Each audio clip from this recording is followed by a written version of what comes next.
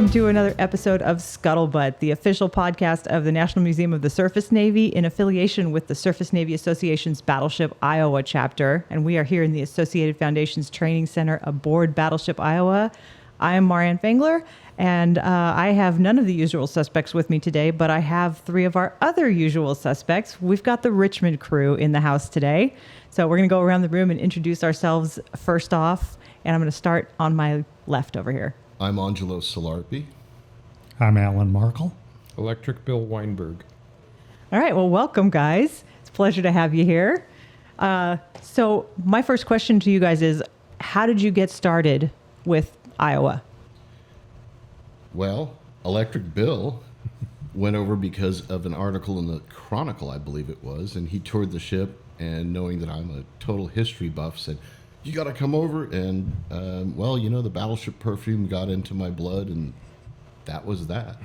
And so this was back when? This was January 2012. January 2012. How about you, Electric Bill? When did you start? So, yeah, about 2 weeks before Angelo started, I saw an article in the paper said, walk on a battleship for $15. And I said, well, that sounds like a deal. So I brought a couple of friends, and we walked around the only part you could walk around, which was just the foredeck around in front of Turret 1.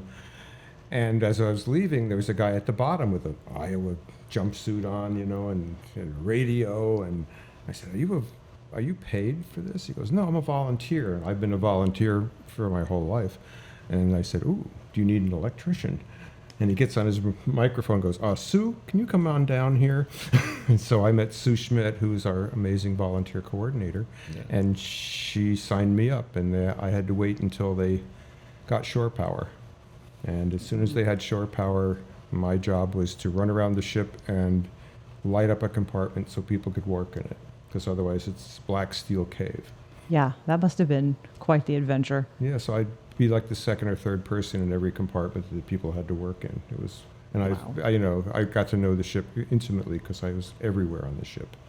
So when you would go in and open a compartment initially, was it sort of like overpowering smell because it had been closed up so long? Or? It was a great smell. I mean, I'd come home and my wife would go, get those clothes washed, you know, and I just wanted to have that smell always. If they had a battleship flavored scent thing for my car, I would have that. So Angelo, what did you do initially? I was working with Bill because I'm a general contractor. He's an electrical contractor, and we would just team up and go into different spaces, like Bill said. Try to find the power, try to get the lights on. And so that was January. The ship left in May. Yes. And now you're down here in L.A. Yes, we're down here in L.A. How from the Bay Area? You're all from the Bay Area? Yes, we're all from the Bay Area, and we drive about 6 or 7 hours, and we come down and stay down here and do whatever task is needed. Everything from soundings to counting light bulbs, that's why there's LEDs in here, to climbing the stick mast and putting on brand new lights so that the airplanes don't hit the ship. That's always nice. We don't like airplanes hitting the ship. No. Neither do the airplanes. No. Right. All right, so Alan, how did you get involved? Well, Bill and Angelo are friends. Bill's wife actually works with me. And 2014, they were saying, we're going to go down to the Iowa and work for a weekend. I said, really? I said, yeah. I said, that was commissioned the year I was born. So that sounds like it'd be a lot of fun. Next thing I know, I'm hog-tying, throwing the back of Bill's truck, and we're driving down here. And that was 2014, early 2014. It's been fun. It's been hard work. Yep. Really a lot of hard work. But it's just an unbelievable feeling to see something that was instrumental in helping end World War II to stay alive and to be part of history. And I think one of the things that your presence here really says about this organization is, I mean, it's a great illustration of how special it is, because you're driving 6 hours to come sleep on the ship and do hard work here. And you've been doing it, most of you. Well, you're almost at 10 years now too, Alan, but you guys have been doing it for more than 10 years. Yeah. What keeps you coming back? It's the feeling of, first of all, it's fun. Mm-hmm. And the crew is amazing. Everybody that works here that I've dealt with has this generosity of spirit and fearlessness. I mean, I hear about, oh, we're going to do this, and I'm going, that's really hard, and then it's done. So the flexibility of the staff, of the leadership, and the willingness to take risks and to just try big things is magical to me. And the fact that you come down here and you meet all these people and everybody's like, oh, hey, this is great, let's have fun together. So as a volunteer, this is my favorite thing. I mean, I've done, 40 years, 50 years of volunteering, and this is the one I look forward to the most. Yeah, we also have that common ground of being fascinated by this ship, and it's a really great starting point for Yes. working together, creating all the relationships and everything else like that. Yes. So you guys were involved. When I started here, I kept hearing stories about Richmond and how amazing Richmond was. Have you got any favorite stories from up there? And Alan, I'll get to you too about your favorite, but I'd like to hear some of the Richmond stuff. Well, it's not necessarily a work thing, but every Saturday, especially in the wardroom, all the crew would gather together, and there'd be 40 to 75 people. And Mama Sue Schmidt, would walk around and name every single person, even if it was their first day. Nice. And Yeah. back then, we had some of the folks that we miss now that were our World War II crew. And they would sit together, and I would sit at the table and just keep my little mouth shut and listen to them tell their stories about being on the ship. Because I've been a history buff since I was in 7th grade, and I had a magical teacher that turned me into loving history, because true history is the stories of humanity. Yeah. And so that's probably my favorite Richmond story, because I gave you the other one when we were on the mast. Yeah, you did. What about you, Bill? You got anything good? So I've heard you. I've been threatened with the cable cutting story, I that's- believe. you're going to get. You got to Good, do let's it. do You it. got to do it. It was Thursday before the tow was scheduled. So on Friday, we were supposed to be inspected by the Navy, the tow company, the insurance company, and somebody else. Probably I the forget. Coast Guard? Probably Coast Guard. And I was supposed to quit work at 4. It was about 3, and Mike was up in the XO's office. And I go, Mike, I got some time. Is there anything you want me to take care of? And he's like, are you kidding? He said, oh, wait. There's this ugly black cable that runs all the way down the passageway and then dives down right out where Sue's office is now. And that's the old dehumidification power cable. So I just want you to take it out. So it's not there anymore. I said, okay, fine. So I talked to Don Pomplin, who is the electrician on the O'Brien. Jeremiah O'Brien. Jeremiah O'Brien, and said, tell me about this cable. He says, well, it starts all the way in the back, what's now the paint locker. And I said, is it dead? And he goes, yeah, it's dead. And so I put my tester up next to it, and it registered as dead. So I get my big cutter, and I start cutting the thing. It's like a big pair of handcuffs. And the alarms start going off. Oh, no. And Mike Getcher runs into the wardroom, which is right next to there, and he looks at me, he says, what'd you do? And I said, I just cut this cable you told me to cut. And it was the main alarm cable. It had 100 pair of salt and pepper wires inside. Oh, my God. And it was about 1.5 inches and 2 inches in diameter. And God bless Ted Depner and I, somebody ran out to Radio Shack and got a whole bunch of butt splices. And we peeled that cable back. It was all sealed up and rubber encapsulated. And luckily there's a number every inch or 2 inches on each pair.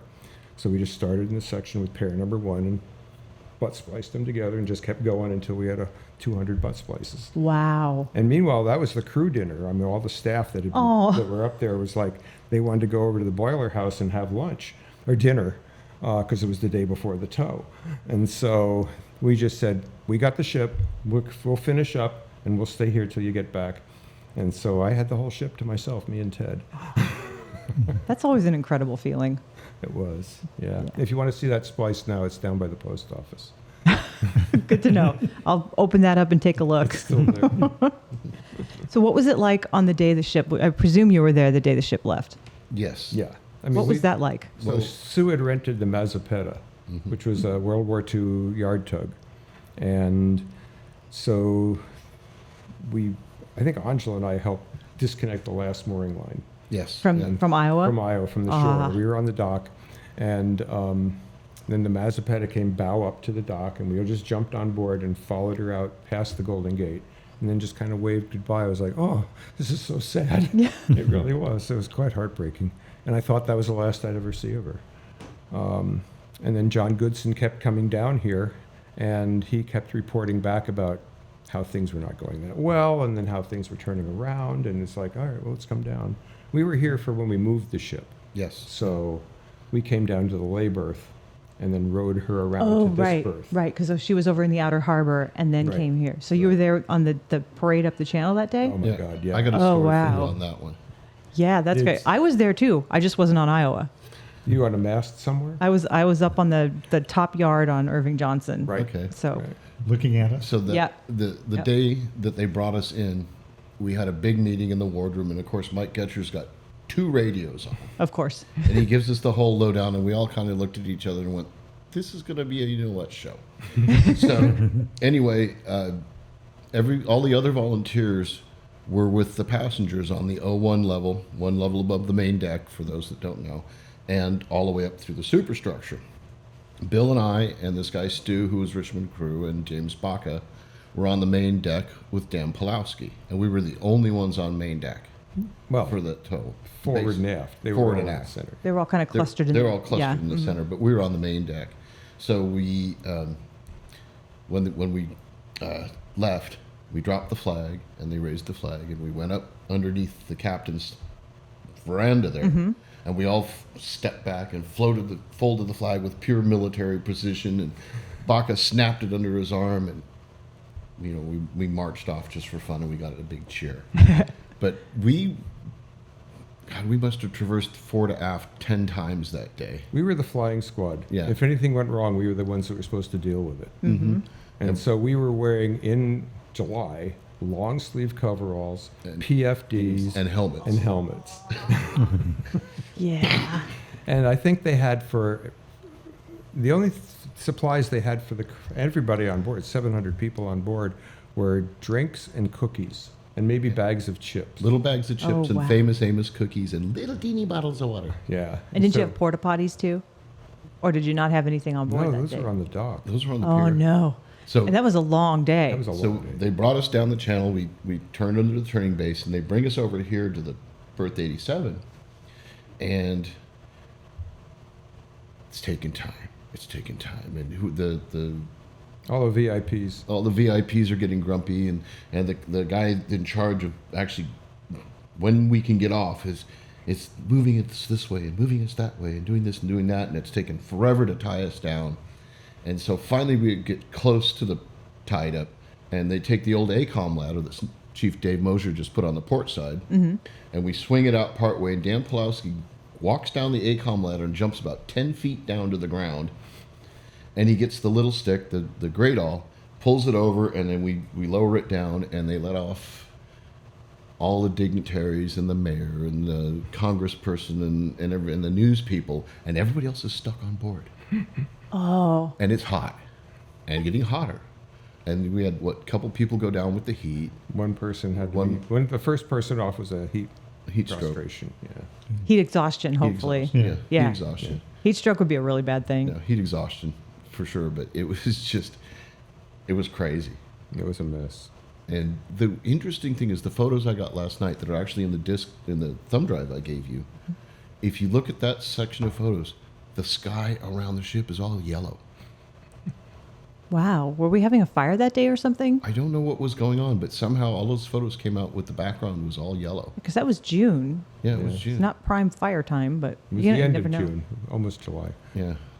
Yeah, so we were at the bottom of the brow handing out big challenge coins, like the first day of whatever. I forget what yeah. Wow. They were the toe challenge one. Oh, that's They cool. were specially made. So that's the only thing people got, along with their crappy little snacks. Okay, so Alan, when you first got here, what were your initial impressions? Big gray lady. I'd never been that close to a Navy ship before, and it was just awe-inspiring. Like, I wanted to see everything. And as of now, I've been down to the double hull, up to the radar platform, thanks to these two guys, but not the stick mast. I had that opportunity, and I said, no. I haven't done that yet either. We'll get there. But it's, I mean, there's just something about it. It's warm. It's a cold steel box. Mm-hmm. But you get inside, and it's warm. Okay, and the crew makes it warm. Yeah. Makes it feel like home. So and it's great. And then with these two, there's never a dull moment. Oh, yeah. So what are some of your favorite stories? Well, the one favorite story that I tell people because it's hilarious is we were tasked with taking lockers for the Lost at Sea when they destroyed everything, or not destroyed, but knocked them all out, and they wanted all of the lockers to go down to I think it was fifth deck and stored in the back because this place has got a ton of storage. So the three of us had to move everything over, and then we had to drop it down through the open hatches. And then we had one set of lockers that was bigger than the final drop down. So the day before, we had climbed down, I don't remember where, but we went back in Marduk, and there was a line there. So Bill said, "Oh, why don't you go get that line, Alan?" So I go there, and I start hauling it up, and it's tied off at the end. So I have to climb down 2 decks, unknot it, bring it, go back up, and I start pulling it up again, and fouls. Of course. So I go back down and free up the foul, go back up, start pulling it up again, and somebody had tied it off inside another space.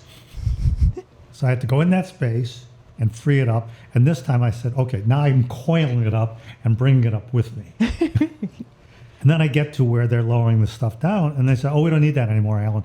We just kind of like squeezed it through." So it's like, okay. But Yeah. Thanks a lot. So I can tell you all about the ladders on the ship and the ones to avoid. Yeah. But yeah, So you had such a, Angelo and Bill, you had such a, I don't even know what the word is, that an incredible experience that doesn't quite cover it, but in Richmond. Obviously it's different here. Yes. Do you still feel, what's the right way to put this? Excited? Yeah. Has it got the same excitement? Yeah. Actually, from my world, because of the progress that's been happening here and really seeing the ship coming alive again, it's getting to be more and more fun. Richmond was a cowboy sprint, and there was a lot of crazy stuff. People had to go around and tie down chairs For the tow. For the tow, sure. and make sure every single locker was zip tied closed, and just And some of the zip ties are still there. some of the zip ties are still Yeah. And another fun one on tow day. We took a watermelon and duct taped it to a table in the wardroom, and it came all the way down here, duct taped to the table in the wardroom. All right. So I want to know one other thing here. We have Jonathan, we have Mike, we have Sue, we have David Canfield, obviously. We have Dave Way. Yes. They're all still here. They were all up there. Mm-hmm. Talk to us about what they were like then and what they're like now. Sue is Sue, and Sue is wonderful, and she is the heart of this organization. And there's really something very special about her. Aw. That's true. I mean, That's Sue is the lovely. one that, as a volunteer coordinator, just completely shines in my eyes. Yeah. Someone that I would work for anywhere. She really cares about us. She really takes care of us. And she remembers so much of the stuff that I tell her that I sort of toss off, and she'll bring back to me like years later. It's like, oh, wow, you were really listening. Mike, if Sue's the heart, he's the brain. Yeah. And he, to hear him get into the weeds about almost everything that he talks about is wonderful because I learned so much from him. And then, David is more the philosopher of the ship. That's a good way to put it. Always has been. I think the second day I was aboard, Saturday, and we were trying to get the Dimension phone system working because he always really wanted to get that working. I don't think it still doesn't work. But we were down in the dimension room, and we stood on the passageway right before we get to Broadway. And he starts telling me about his day in 1989 when the turret exploded, and how he had never talked about that to anybody, and how he would wake up screaming and couldn't tell Tanya why he was screaming.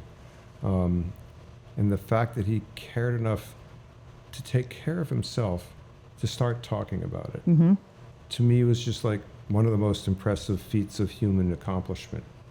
He was really being extremely brave to do that. And so, he's the philosopher. Jonathan, we hardly ever got to meet, because Jonathan was doing Jonathan stuff, which is like doing all the other stuff with fundraising and getting the money in networking here. and making connections with all these companies that are our sponsors now. I mean, he was huge, first of all. I mean, he was probably twice the size he is now. Yeah, it's pretty incredible. And so we hardly ever spent any time with him. And, So when you guys come down, you stay on board the ship. yes. What is that like for you? It's boy camp. It's a boy camp. It's boy camp. It's But it's also changed Yeah, talk. from when we first came down till now. When we first came down, there were porta potties on the deck and no showers. If you want to take a shower, you have to go down to the yacht club too. the yacht club to shower, which was good in one sense and bad in one sense. It was good because they had Everflow water. You turn it on, it stayed on. Yeah. Here, we now have showers, which are great. We have heads, which are great. But the showers have a button. Press it in, it's on. Take your hand off, it stops. So you learn about Navy showers. Navy showers, yeah. And then the other thing is it's just, there's something about staying on the, first of all, you get the smell, but there's something about staying on the ship that's just cuddling. And, well, for myself, we found all the best restaurants in San Pedro. But anyway, And there are a lot of good ones then here. there's a lot of good ones. But we'll come back and we sit on the pier for a while and have some conversations. Then pretty much everybody goes to bed, and I tend to wander. So I have myriads of pictures from going all the way up to the bow at 10:30, 9:30, 10:30, 11 o'clock at night, up to the 05. Sometimes I'll go to 011 at like 7:30, 8 o'clock in the evening, and just when you're going all the way up there and you're looking fore and aft and out at the town and across the shipping containers. Shipping containers not so much, but it's still there's something about it, and there's something about the scale of everything here. Because when you go in the engine rooms, water intake's like bigger than you could reach around. Yeah. Everything's huge. Yeah. And the other thing is, for me, is this engineering. This was human beings and slide rules. Yeah. People remember this was not a computer. Yeah, and there are things that we couldn't do today. Many things we couldn't Yeah. do. All right, guys. Well, thank you so much for stopping by. Anybody got any last words? That's not the right word. Anyone have last things you'd like to share? I'd like to tell a story of someone who's not with us anymore. There's a Richmond reunion once a year, and everyone comes up. Sue comes up, and Sue stays at my house. And one year she said, "Oh, well, we've got a World War II vet. Can he stay with us?" And I said, "Yeah, no problem." So we go to the reunion. Everything is fun, and then we always have a Sunday brunch. It's the three of us and Sue and whoever shows up. And I can't remember his name. John Wolfenbarger. Yeah, John John Wolfenbarger. Wolfenbarger. And John starts telling a story. He was on the Iowa in World War II in Tokyo Bay, and how he and a buddy figured we could make some money.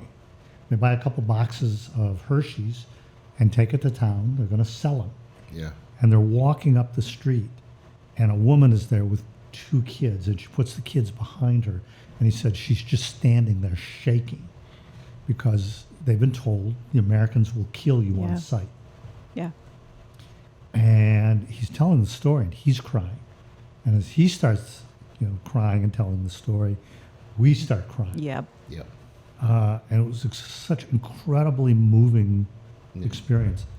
he and his buddy then went back to the ship and basically bought every box of chocolate on the ship and went back to Tokyo the next day and just started handing them out free. Yeah. And it's, and that example of a crew member is the example of what it's like to people working on this ship. Yeah, that's a perfect example. Yeah, it really is. And there's just something that, draws us back. That's the perfect spot to wrap it up. Thank you guys so much for taking the time to sit in here and talk to us. So, Our pleasure. yeah, Yeah. get you out there and let people meet the legends. The Three Musketeers. Yep, exactly. Three Musketeers.